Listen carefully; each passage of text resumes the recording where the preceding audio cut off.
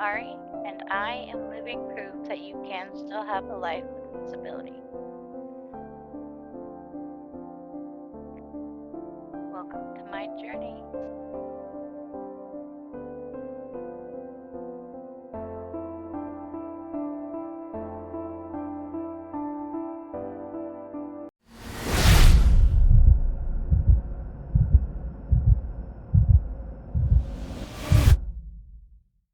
Okay, we are back again. I had two of these things. I cannot seem to find for the life of me where that second one is. Which is weird because they were both together, so I don't understand that. So, today we're going to make a Scoby. And, okay, so, believe it or not, you need kombucha to make kombucha. As odd as that sounds.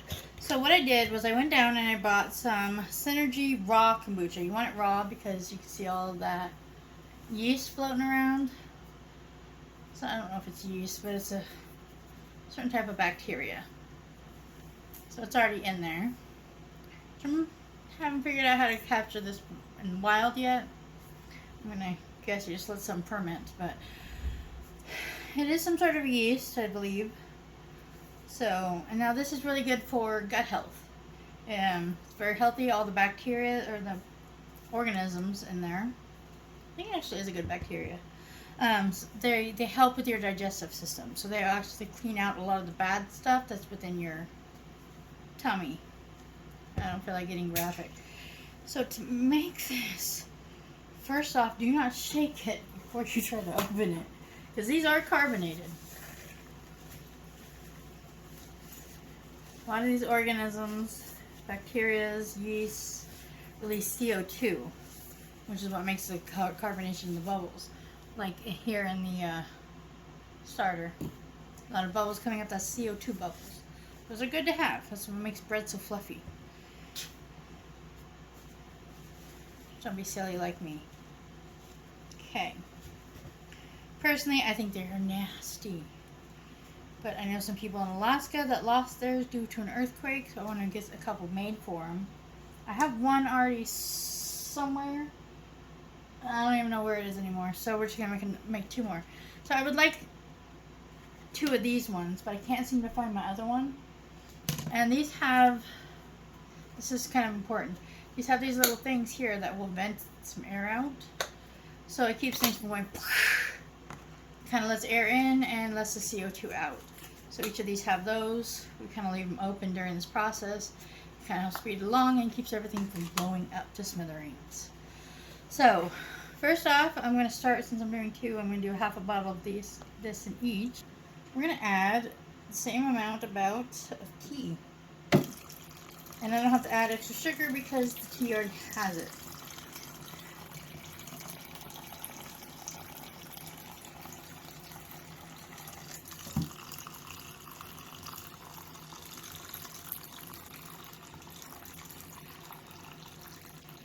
I do, however, like to add some honey. And I should have had that out, but Alright, so this is Manuka honey. This is very expensive stuff. And you don't always get, holy Benji. Woo! You don't always, sometimes you get bootlegged stuff. So you have to make sure it's definitely, you're not paying a bunch of money for just cheap honey. This stuff is made in New Zealand. The bees feed basically primarily on the Manuka flowers, which I'm actually going to look into buying some seeds for those things. Now, this honey is known to be able to combat pretty much anything that's been thrown at it so far, at least since the last time I researched it. So this has a lot of really good benefits for like your health and stuff like that. I'm not going to add a whole lot of this because this is expensive, and all this is actually going to do, this isn't really going to transfer any of these healing properties, antivirals or anything like that, into my kombucha or my Scoby. It would kombucha though. You can actually make kombucha with this, and that would actually work out really great, because you would be adding a lot of health benefits. And usually when I make kombucha, I make it for my friend Ryan, And I add honey because he doesn't like sugars and stuff like that. I use the sugars to make the scobies, and sometimes to feed the scobies when I'm leaving them active. Cannot get the honey off. It's not. This is how you know it's real honey. It's not dissolving. Real honey will dissolve in water, or fake honey will dissolve in water. This isn't dissolving. It's. I mean, it does, but it's. Yeah, it's not very easy to get it to dissolve. So this is definitely 100% real. I mean, given the price I paid for it, it better be. But what's going to happen is there's going to be this really thick layer of something that looks like a jellyfish almost, because it's usually fairly clearish, with a little bit of like a gray hue. Sitting in the tea is going to look a little brown, but it's going to have this film that goes across the top, and that is going to be, that is what you want to keep, because that is SCOBY. And over time, that gets thicker and thicker and thicker and thicker. And then what you do is you add this to a tea that you make or something, and with some sugar and a SCOBY, and this colony of bacteria or yeast, or I think it's a yeast, I really do. It comes to life and it starts fermenting the thing that you're trying to do, and you just keep feeding it, and then you end up with the second one. So it's kind of like the sourdough thing. When you go to feed it, you now have two, kind of a thing. So you can actually share a SCOBY with a friend. But for now, the waiting game begins. So this video was filmed on the February 23rd, or at least this part of it was February 23rd today. There is a blizzard warning outside, a bunch of snow blowing, and we still haven't waited. We're still waiting for the big snow to drop. And so when you do get your SCOBY and you decide that you can no longer feed it and keep it, you want to dehydrate it, because you can store it in dehydrated thing. I wish I knew where the other one was. I really do. I feel silly starting a video without even having all this stuff together. But I have one that's in a sealed bag. It's actually one of the little vacuum sealed bags. So I put I dehydrated it. It kind of feels like a fruit leather when you do that. Kind of like a fruit leather, but it's dry. And they're still alive. I dehydrated them at the lowest temperature possible and just kind of let it go. Because you don't want to dehydrate any yeast or bacteria or anything that you're trying to keep at a high temperature. You're just going to kill them. It's kind of dumb. Defeats the purpose. So we're going to go ahead and just set these here on the counter. And since this is my long-term project shelf right now, because I also have this is going to be a sourdough starter. You probably already saw that video, because these don't take as long as these. So I will come back as soon as there's more to show on these. I'll probably come back to show a little extra feeding. I'll show the progress as it gets a little bit bigger, so that you can literally watch how it's supposed to go. Now, don't always expect something to happen right away with these things, because it actually takes a while to build up these colonies. I mean, they do reproduce pretty quick compared to human beings, but, you know, it still takes a while to turn a small farm town into New York. So, and that's basically what we're doing. Okay, so this is day 3, technically, for the kombucha. This one doesn't really have to be micromanaged at all. Getting them open. And there's really no change, so there's really no point to even do this update. Oh, it smells though. But I mean, you make it with, it's a fermentation process. So I did look it up. It is a bacteria and a yeast. So no matter what, I was right. So it's bacteria and a yeast that makes kombucha. Bacteria is what's good for the gut. The yeast helps ferment it. Alright, so going mano a mano with this thing. Oh, come on, do I have the skill? So I found the original one that I was looking for. The cats have knocked it down, so I washed it and changed it out with this one. So you can see the yeast in the bottom and everything. And this one's a little bit more cloudy, it looks like. Actually, no, they're both really cloudy. So you can see the yeast building up and everything like that. That's just normal. It's actually more yeast in it now than yesterday, so that's actually a good sign. So I'm not going to bother this. It's still at a point where I don't need to feed it. So right now there's nothing forming on the top which is usually where it's going to happen. You'll see like a nice thick layer of the yeast and bacteria create a thing on the top. And that's where most of the magic happens. So I'm going to go ahead and just close these back up and let these continue. And I will check on these guys probably next week because they really don't need to be micromanaged. And like I said, this is a long game. This takes, I mean, just even making kombucha, the fermentation process for those things takes like a month, 2-3 weeks at least. So I'm just going to put them back here next to my sourdough starter, which actually kind of hung out there just to give some counter space. So I'm going to leave them there, and I'll come back and work on these. Well, the yeast tomorrow, or the starter tomorrow, and the kombucha in about a week. Alright, and day 4 for the Scobies. Trying to get the camera to stop shaking, sorry about that. Okay, day 4 for the Scobies. So nothing forming on the top yet. They seem to be pretty congealed at the bottom there. Which isn't okay, which is okay.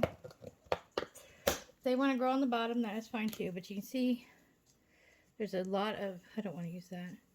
There's a lot of yeast down here in the bottoms, those little spots you're seeing. That's why the yeast is congealing. So today seems like a great day to really feed the heck out of them because I'm not going to be able to do this a second time. So we're going to add some white sugar this time. To be honest, it doesn't really matter what type of sweetener you use as long as it's some sort of sugar.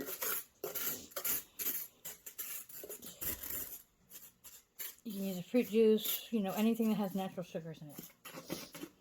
I don't know about those 0-calorie things. To be honest, it doesn't matter. Any of these sugars are all going to be consumed, which kind of makes this is how kombucha becomes an alcoholic beverage. Believe it or not, once it consumes the sugar, then it starts turning into a vinegar. So that's why kombucha has a little bit of a vinegary flavor and taste, because it is. This is actually turned into the, what is it, acetic acid? So I just want to stir it and kind of dissolve up as much as you can.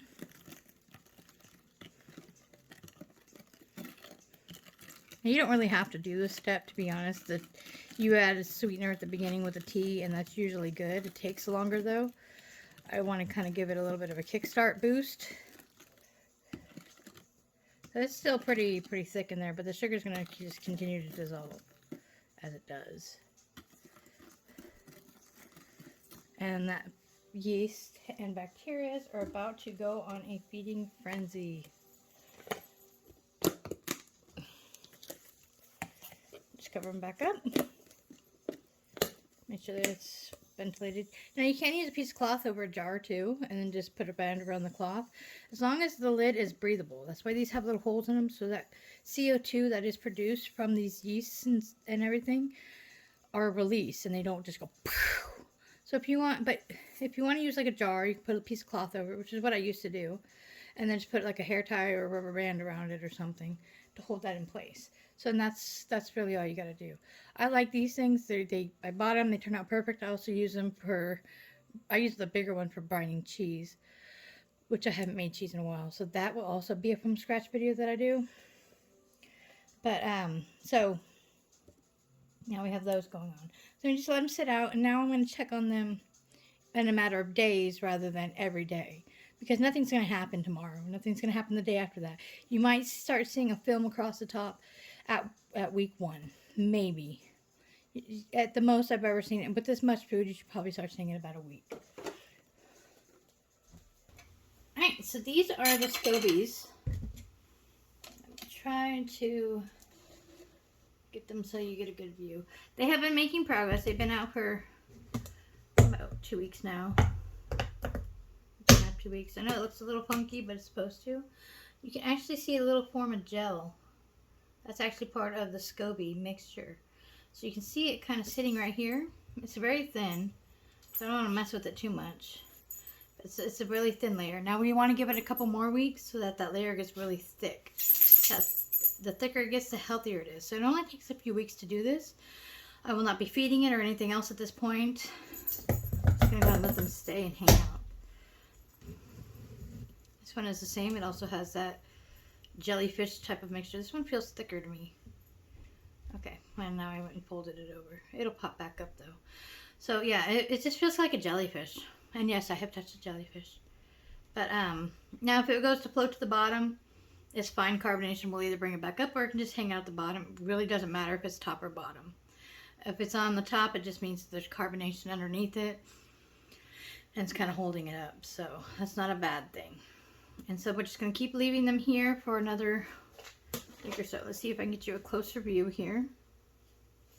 Woo. You can see right here how there's this little thick jelly looking substance right here. Yeah, that is your Scoby. That is what gets added to kombucha to make the kombucha. It is a combination of yeast and bacterias. So we're going to go ahead and close these up. Make sure there's ventilation for them still.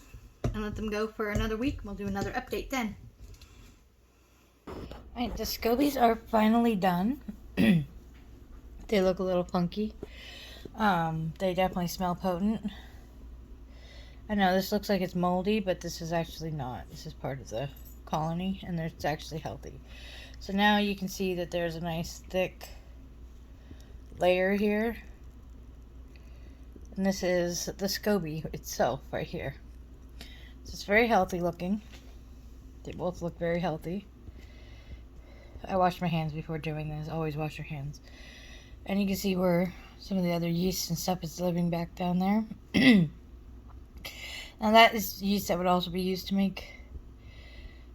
Oh, you can part of it coming off here. That's the type of yeast that would be used to help make kombucha as well. But you can just use the Scoby. If that's all you have. So now what's going to happen, since I shake this off my hand, is now this will eventually float back up, but I'm going to take it out now. Instead of making this video any longer than I have to, what I'm going to do is I'm just going to stick these in the dehydrator. Not the liquid, just the Scobies themselves. And then it's going to turn into something like this. And this is all dried. It looks like a leather because it's just pretty flexible. But once you rehydrate it, it works just as good. So I'm going to go ahead and dehydrate both of these as well. I have some people who I know lost theirs in an earthquake, so I'm going to send them these 3.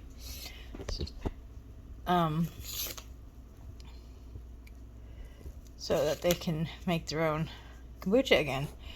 Or I might send them 2 because I think I have a friend here that might need one as well. So I'm going to go ahead and get these done and packaged up, and that is a wrap. That's how you make a Scoby. Now this took about 4 weeks to get this thick. And just sitting on the countertop. And again, has these lids that you can open up that have the air vent. So that really comes in handy. So, and that is how to make a Scoby.